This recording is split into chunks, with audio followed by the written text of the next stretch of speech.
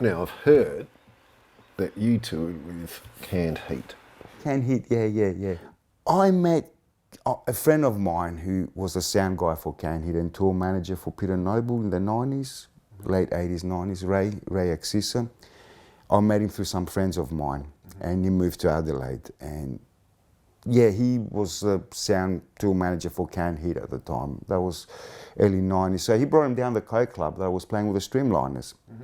And they got up and had a jam with us. And that's where I first met him. And in 92, I went to the States with Ray because he was going to go there. We were just hanging around. He was living in Adelaide. And he's there, I'm going to the States. Why don't you come with me? I said, well, I'd love to go. And I'm thinking, well, what? Because the guys are doing a little tour in Texas. You can, hang out. For great, I can go there and actually be with music, So we went there together, and the tour didn't happen in Texas because some band politics. Anyway, things change. But we got to hang out there for about 2 months, and then he was going to a European tour with Canned Heat. They had like a 7-week European tour. So he goes, I might as well just hang here. He goes, great. So we were traveling around the States, in Mexico. We went to all these different places, just playing music. It was being around Los Angeles at the time. You get the local paper and you look at blues jams. And there'd be at least one every night. So I said, we'll just, James Thornberry gave me his guitar. He had a Les Paul. He goes, well, while you're here, you might as well have a guitar to play. I thought, great. So I had a guitar. Somebody trying to stop me, right? And not just any guitar. Anyway, we just go to all these jams. I put my name down as you do. You get up and play. Some of them were okay. Some of them were great. Some of them were fantastic. So it was really great way of hanging around. So I did that for 1 or 2 months, and then when the band came, he was ready to go on the European tour with Ray as a sound guy. I was going to come back here, obviously, and they had a stage guy, roadie. So it was Ray being sound and the stage guy. They used to set up the equipment, look after everything. And he had some family issues and he couldn't make the tour.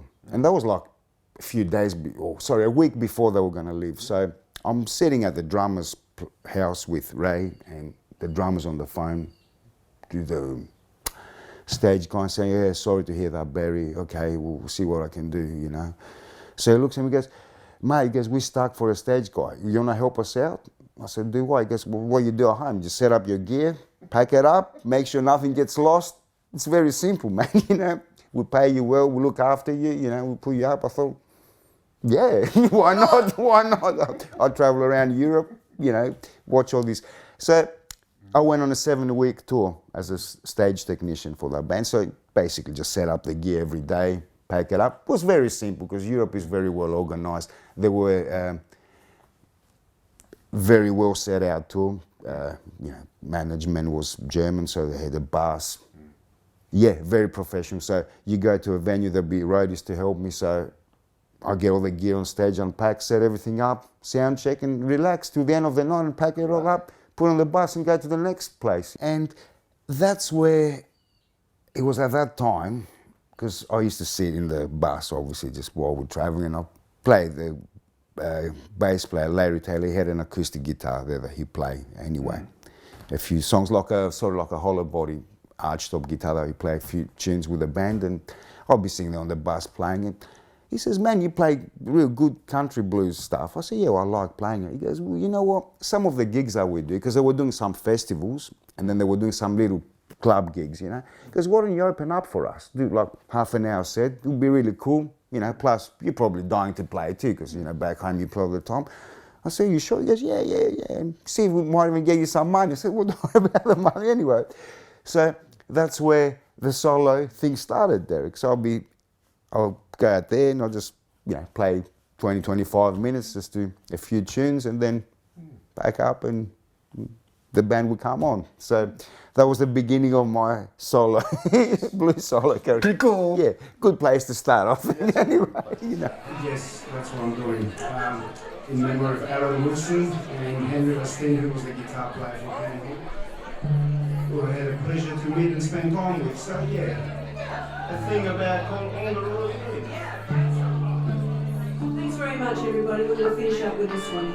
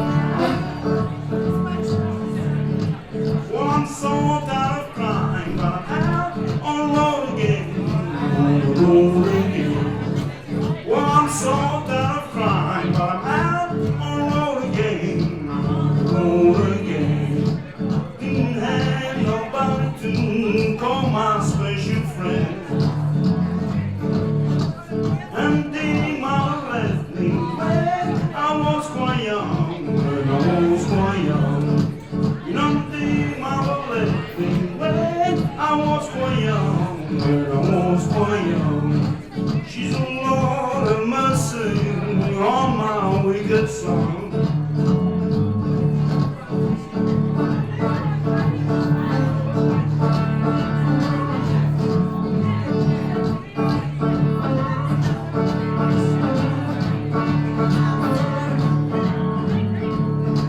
You know, the first time I traveled out in the rain and snow, in the rain and snow. You know, the first time I traveled out in the rain and snow, in the rain and snow. Didn't have no payroll, no, ain't no place to go.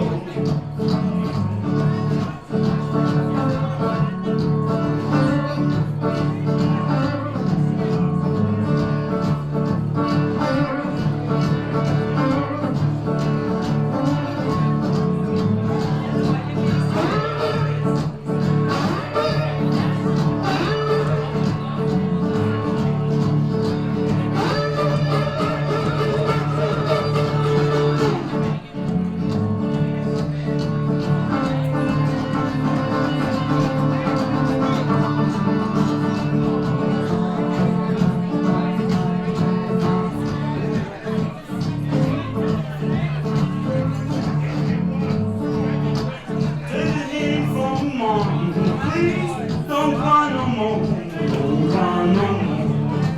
Take a hint from mom, please don't cry no more, don't cry no more.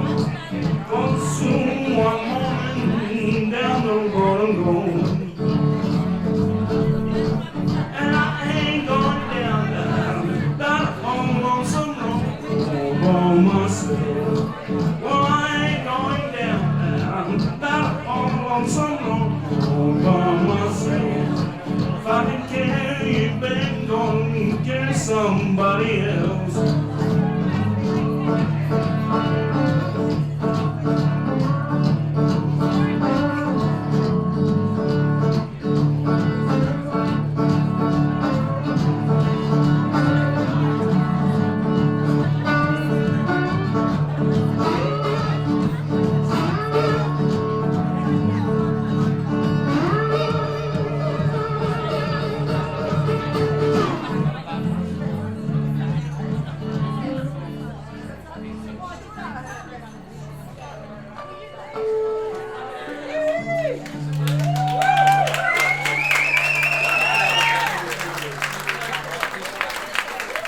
Thank you so much. Put your hands together for the Frank Young Vikings. Thanks everybody, we're gonna play.